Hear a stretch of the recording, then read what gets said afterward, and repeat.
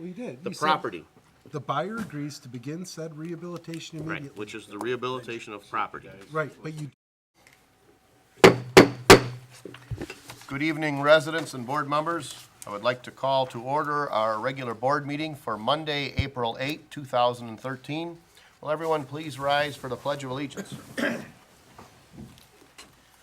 pledge allegiance to the flag of the United States of America, and to the republic for which it stands, one nation, under God, indivisible, with liberty and justice for all.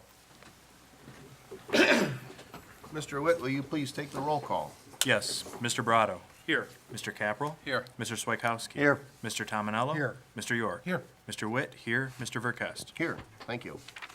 Next on our agenda is the approval of the consent agenda, including the approval of the regular board meeting minutes of March 25, 2013, and the approval of the bills in the amount of $736,395.30. make a motion to approve the consent agenda? Support. Motion by Mr. York with support by Mr. Swikowski. Discussion?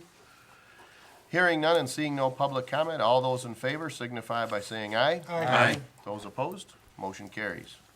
Next on the agenda is the approval of the regular agenda. I've heard no proposed corrections or changes. Make a motion to approve the regular agenda as written. All right, motion by Mr. Tominello.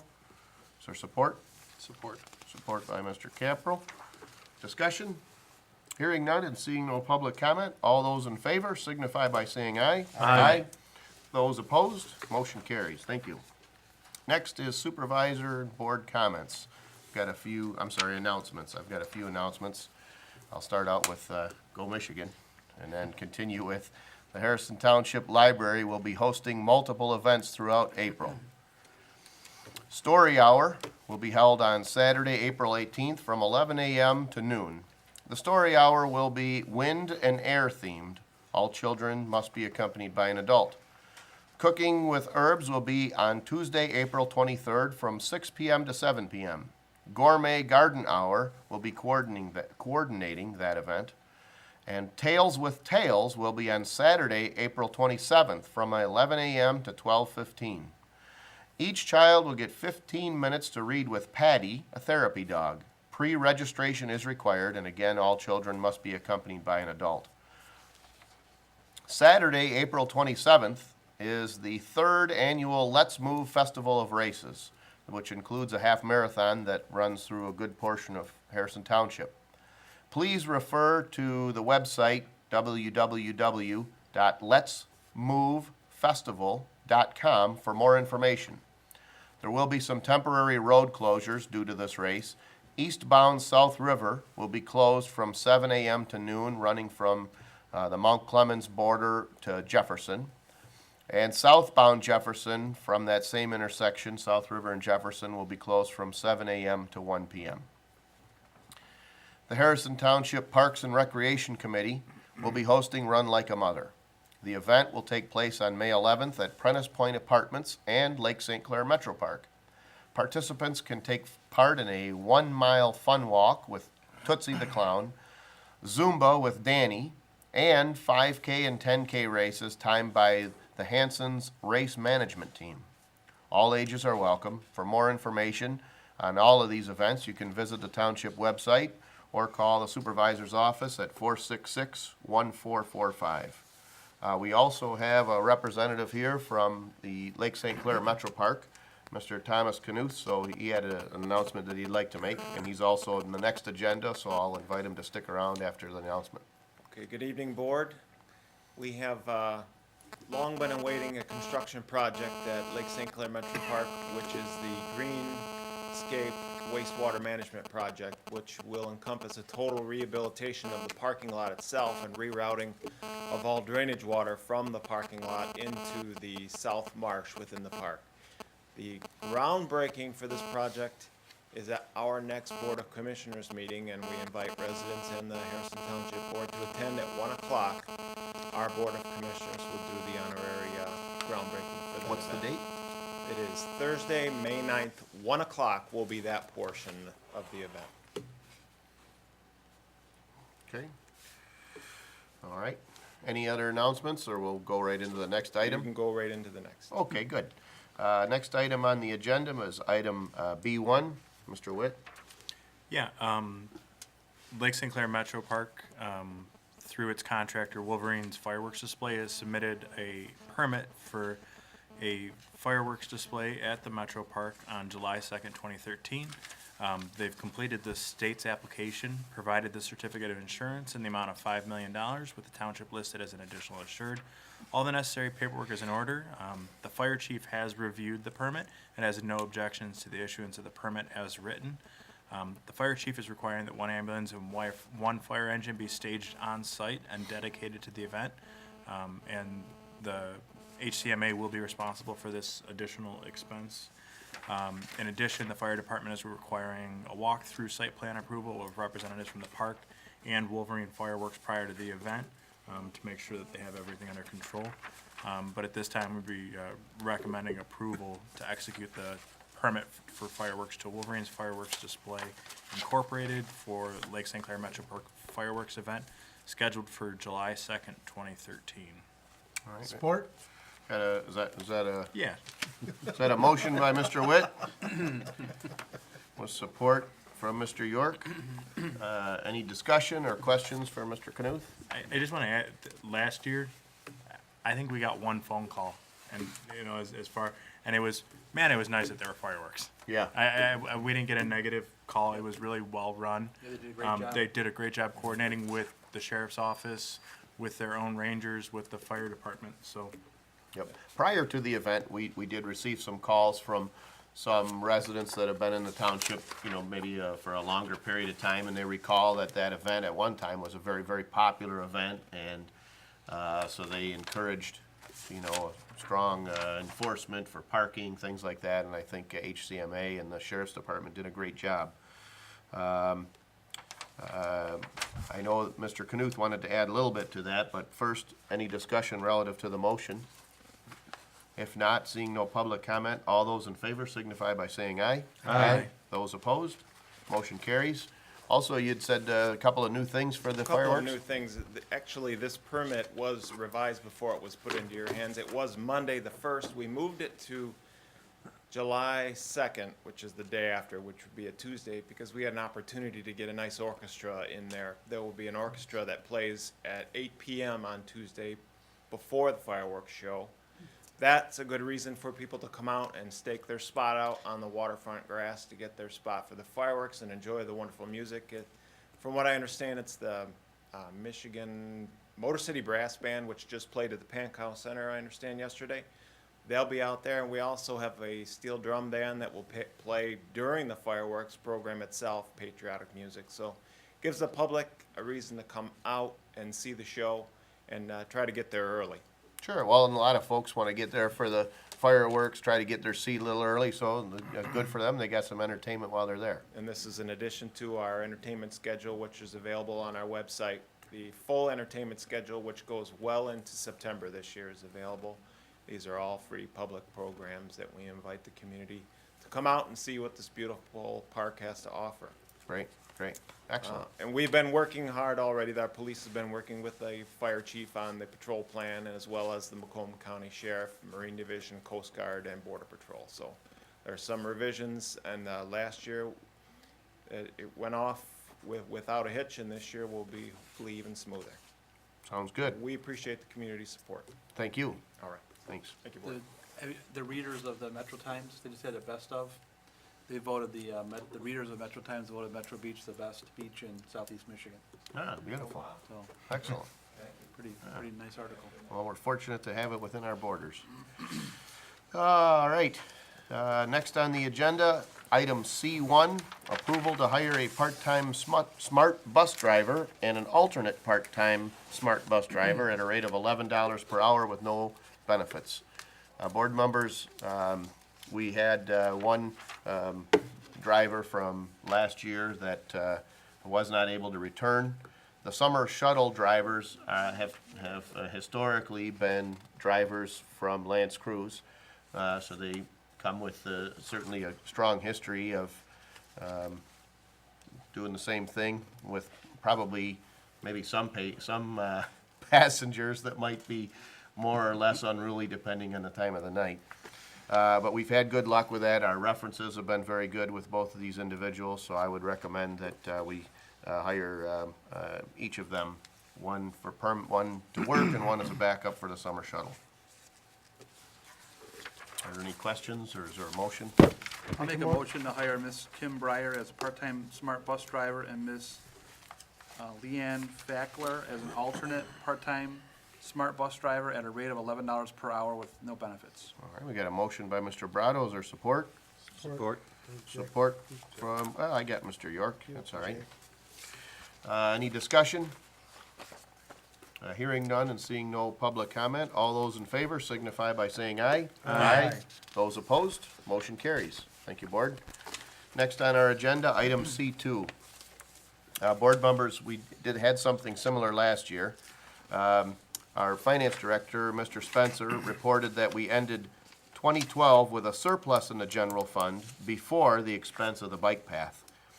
There was a surplus of approximately $200,000, but the cost for the match and construction engineering on the bike path and easement acquisition costs amounted to roughly $388,000, leaving a net loss for the year in the general fund. It's important to note that the appropriation of those matching funds were made back in 2008, similar to the way that this body, although not these individuals, approved the purchase of the land and agreed to make payments over a period of time. During the preparation of the 2012 budget, we anticipated less revenue, so in order to balance the budget, we eliminated funding retiree health care, or the OPEB benefits. I asked Mr. Spencer to look at our wages for 2012 for non-fire employees. That figure was $1.7 million. We have this board established a trust to put in the OPEB funds to fund for retiree benefits for health care. I think that fund is over $2 million now, and those are invested similar to the way the pension funds are. They were only in for a portion of the year, but I know that fund generated, I think it was 3.6% with about half of the year, so it did all right. It's fairly conservative. Last year we had a similar situation. We allocated 10%. So if we were to look at the same thing, look at 10% of wages, that would be about $170,000. So I'm bringing that before the board to consider and see if they want to fund the OPEB benefits for the 2012 year. Discussion or a motion? I do have some discussion. Okay. I guess the reason that we have a surplus of $200,000 is because we've been scrimping and saving and not upgrading things when we probably should be. You know, we all know all the budget fight that we have every year. And one thing that we have been putting a Band-Aid on over and over for probably 2 years now is the servers. And if we have a surplus, we're gonna need about $40,000 to do a server upgrade. I'm not asking for that tonight. I mean, I've got a couple of quotes for it. Understood. We do have one server that needs to be replaced, and we were gonna sort of pop everything down, knocking the oldest one off at the end. But when you look at that, you pay for the labor, whether or not you just buy new servers or because you're putting the software and, you know, switching them around. So, you know, if we have a surplus, I'd like to see us put $40,000 aside for servers, and I'll bring a quote or, you know, whatever. I know there's $25,000 in the budget this year for computers. Well, we put that in there just for that Sure, reason. yeah, no, I know, and then if we take the 30 that's left over, that's 55, I mean, I should don't that, think we need that. I think it was well, that's what I'm saying, so we got it covered for servers, right? So that should take care of that issue. about 15. So we got that covered with the Well, I 30 was extra. just before we go and allocate this money. Yeah, no. you know, Yeah, I wanna makes come back sense and to make say sure we're we- broke. No, because without the servers, we go down, so it looks Yep. like we could have up to 55,000 if, you know, to Yeah, and work the with that Yeah, and project. the servers are 7 years old, so they're Yeah, no, it makes sense. probably getting near the end of their life cycle. And Yep. So, It certainly, in some ways, you know, you might call this a shell game, because really, we have fund balance. We have money in savings. The township's in a good position. We've got a rainy day fund, call it what you want. Difference is that money, that the millions that are sitting in that fund are generating 0% or some, whatever it is, some ridiculously small nominal amount. And we know we have an obligation. I would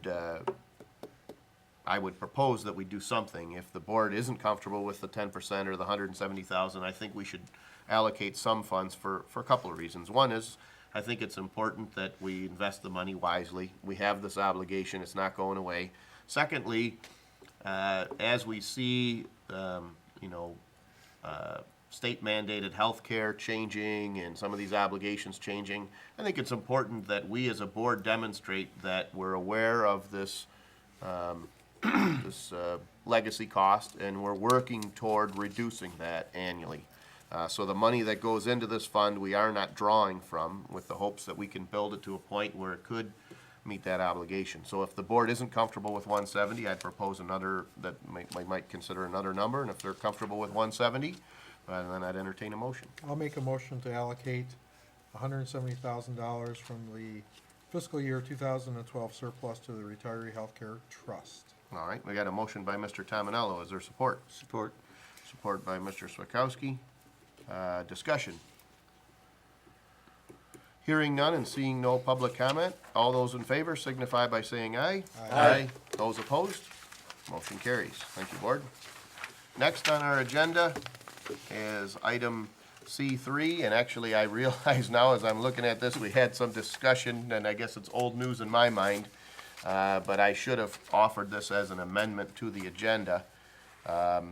Because of some information that I'd learned just last Monday, I decided to put this item on the agenda to make sure that we kept a place.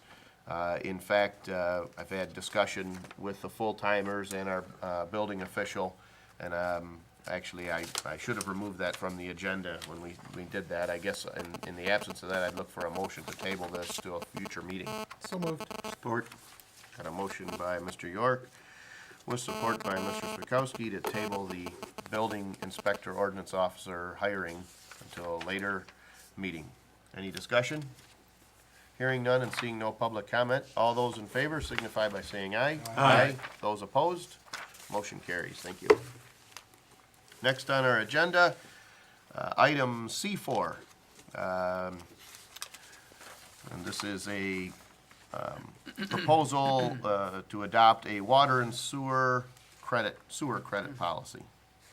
Board members, as the cost for sewerage services has increased, we've seen an increased number of requests for credits due to large water consumption that did not enter the sanitary sewer system. Although historically that could have been backup water-driven sump pumps, we've had burst pipes and similar issues, underground leaks, these kinds of things. In the interest of addressing these requests efficiently, I drafted a water and sewer credit for sewage policy. In the past, water-driven backup sump pumps were a common cause of water consumption that did not enter the sanitary sewer system. We have a policy that was drafted to handle those issues. This proposed policy would in essence expand the practice to address a wider range of requests and also include the 3 full-time elected officials in the process. That policy is attached. I certainly can read it. I know it's been published and presumably everyone's had a chance to see it. I don't know if there's any recommendations for requests or discussion or a motion. make a motion to adopt the water and sewage credit policy. Support. Okay, got a motion by Mr. York, with support by Mr. Brado. Discussion? Just a couple of questions or comments, I guess. Okay. The first one I talked to you earlier today about was just a thought while I was reading it. About in the third paragraph, I think it's maybe the second from last sentence, it says, "The request and supporting evidence shall be reviewed by a committee consisting of the superintendent, supervisor, clerk, et cetera, et cetera." And the only thing I was gonna suggest is that we say the water superintendent. I know it was referenced earlier, but potentially if there was a superintendent or somebody, it could be. Or after the title in the third paragraph, after it says the water and sewer superintendent, in parentheses with quotations, we could say superintendent. So we define that going forward, that's who. That'd be fine too. How about that? It does say too that all members of the committee must approve the request, so. Could just say water sewer director. Yeah, There's no. right. I think the reference would be that at one time, the board has looked at a superintendent or a manager. I think it's important to realize if the township form of government were to change in such a way that we were to have a manager, cities type manager or township superintendent, a lot of these policies would end up being affected by it. But that would be a point of clarification. I think that's good. And then the second question or point, I guess, is in the last sentence, we talk about make sure that the problem is remedied. But one of the conditions I thought was the sump pumps. And I guess the only way to remedy that situation would be to install a separate meter or something? Well, that's the thing. See, the idea behind this policy was to broaden it because in some cases, for example, let's just say that someone had a style of plumbing, I think it's, I can't remember the acronym, but it's basically that gray plastic plumbing. That was approved in the 80s, and it's got a two-letter acronym, AB or UC or whatever it is, but PB. I think it's PB. But either way, the point is, there are certain things like that. Well, if someone said, okay, yep, as a part of that, I've replaced that lead with copper now, that needs, that might be the solution in one case. It could be a float that's failed in another case. It could be moving a water line from an exterior wall to something interior. So with the backup water-driven sump pumps, one of the things that we encourage folks to do is to hook to a non-sewerage meter so that all the water that flows through there doesn't have sewerage, costs and is metered separately. But some of the problems that we encounter are maybe on a water lead where that isn't an option. So we were trying to capture it to say, how could you generically say that you've taken appropriate steps to fix that problem? And I think that's the issue. Right. So I mean, we can revise it or make corrections to it.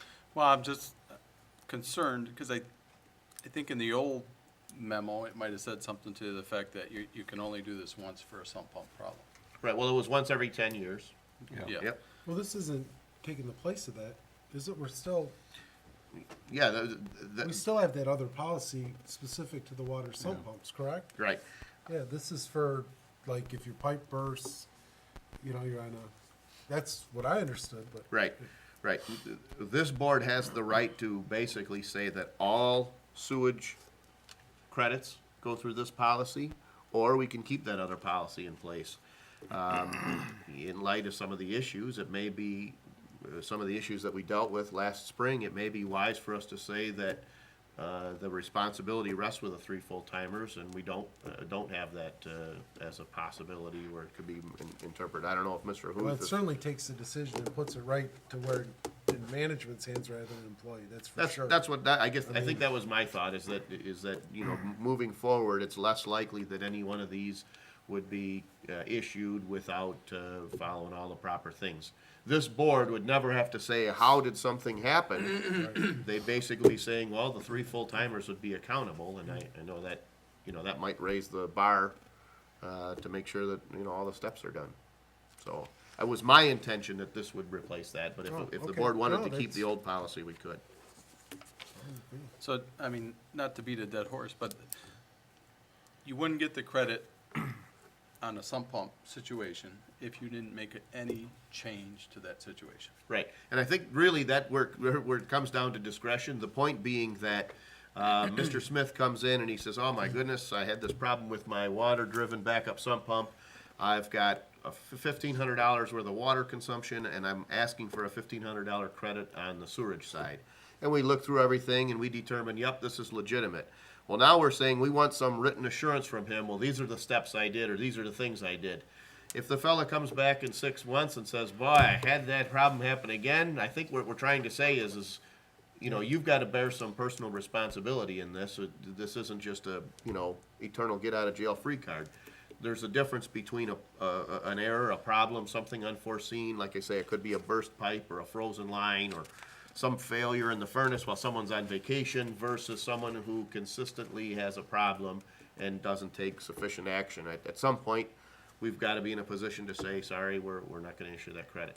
And that's what we were trying to get to. The tough thing is just in the time that I've been supervisor, the cases vary so widely, and some are cut and dried, and some are a little more complicated, and that's why my thought was I don't really think the responsibility should rest with any one person to make that decision. So if it's spread amongst three, really four at a minimum with the superintendent involved, kind of all have a chance to compare your notes, come up to an agreement, and move forward.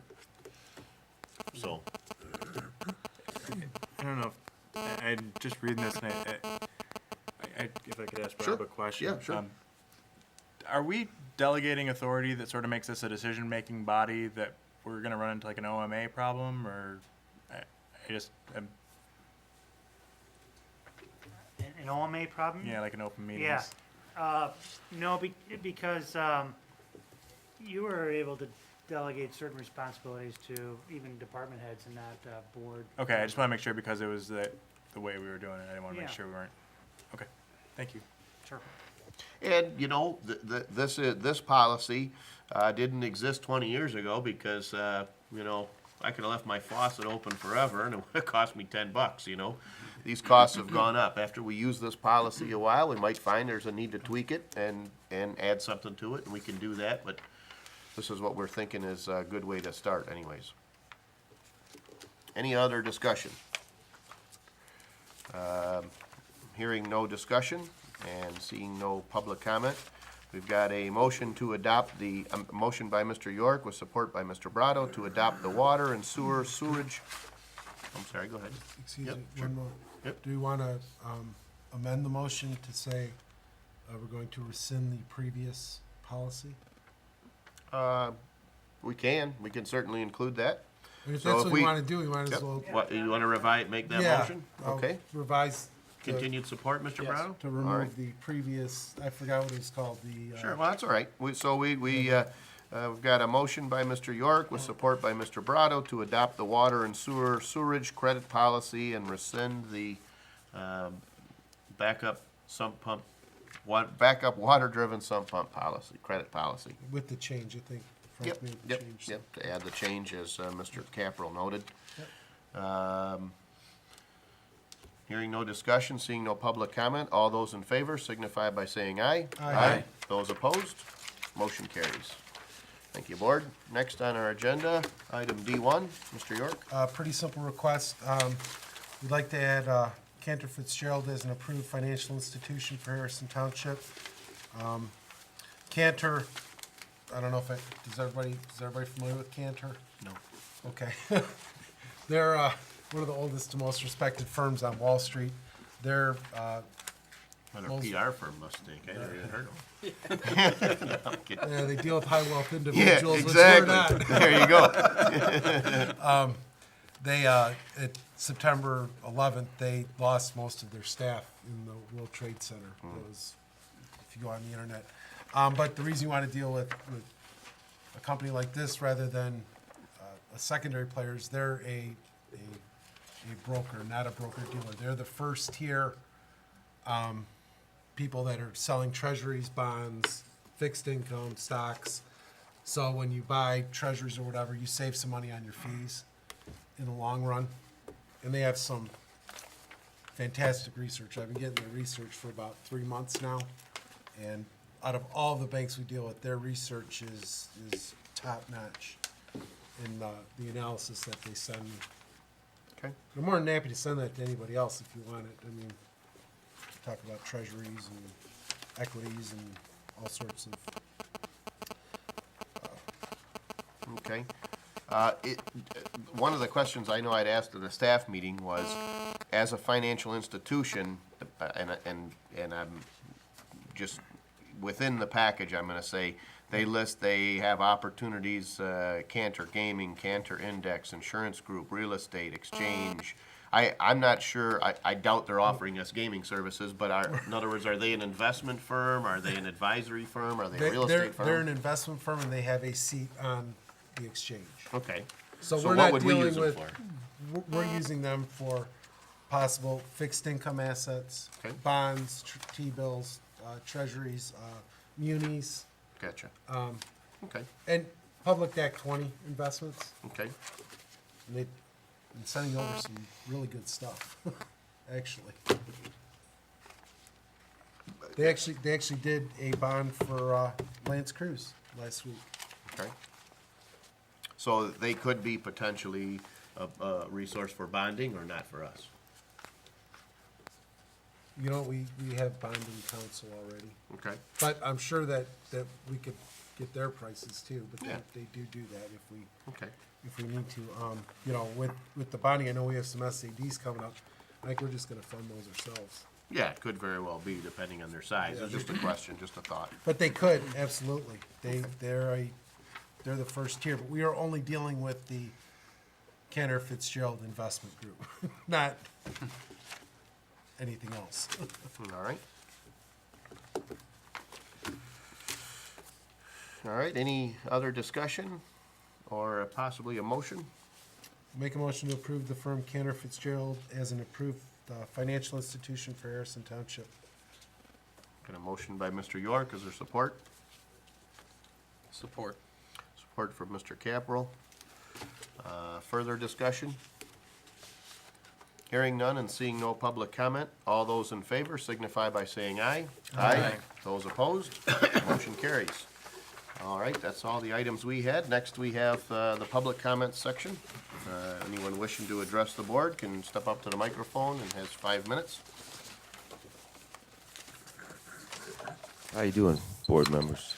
My name is William Bardell. I spoke with Ken earlier today. I would hope, I'm a 17-year resident, Harrison Township. I would hope the new ordinance officer enforces the ordinances here in Harrison Township. I'm not gonna say plight. I'm not gonna say anything like that. But I think we need to take a good hard look at ordinance enforcement. Whether it be a hotline that you call, not coming down, filling out paperwork, getting a runaround, lip service, etc. But I'm talking ordinances. And I think we need to take a good hard look at it.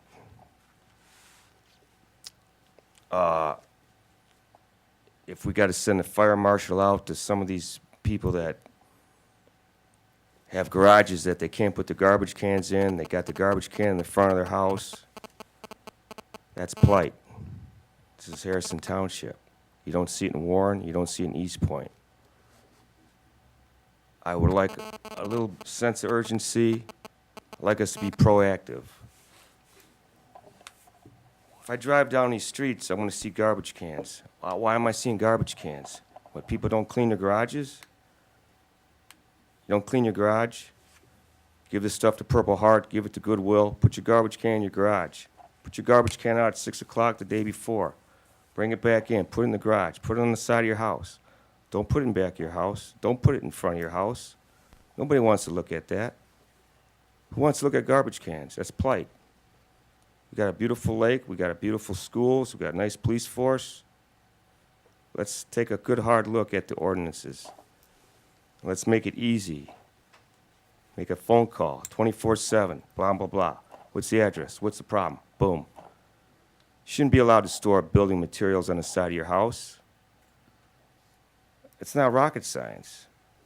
You got building materials, you got blocks, you got shovels, you got, looks like kids don't put their toys away. I mean, we're better than that. We gotta get real. We gotta get real about it. Just, you know, the new ordinance officer, boom, phone call. What's the address? What's the problem? Boom. Get on it. That's what we gotta do. I mean, the schools are nice, police force is nice. We gotta take a good hard look at ordinances. You shouldn't drive down the street and see garbage cans in front of 25% of the houses. Can't they put them on the side of their house? Put them in the garage, put them in the shed? It's not that hard. Does a garbage can enhance the architect of the house? What do you think the architect would say if he says, well, I'm gonna design the house, and we'll put the garbage can right in front here? No, they don't design the house like that. It's not how the houses are designed. It's not architecturally, looks terrible. It's plight. Like I said, I love Harrison Township, but we need to take a good hard look at it. And I think we need to get proactive. That's all I got. Does anyone want to ask me anything? Actually, usually during public comment, we Okay, don't, okay. yeah, we don't exchange. Okay. I'm just saying, we need to get active on it. We need to start addressing it. If you call the complaint department, say, come down, fill the paperwork, blah, blah, blah, you know, don't return my calls, you know, give me a call back, find out what the issues are. You shouldn't be having building materials out inside of your house in plain view. You shouldn't have garbage cans in front of your house. You know, no one wants to look at it. Nobody wants to look at blocks, bricks, and junk, steel. You know, thank you very much. Thank you. Seeing no other public comment, we'll close the floor for public comment and move back to any board comments.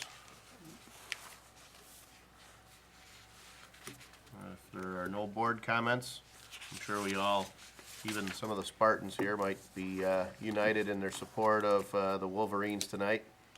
No. No? Go Cardinals. Wow. Well, with that, I'll entertain a motion to adjourn. I wouldn't have supported your item if I would known that earlier. Motion to adjourn. Is there support? Support.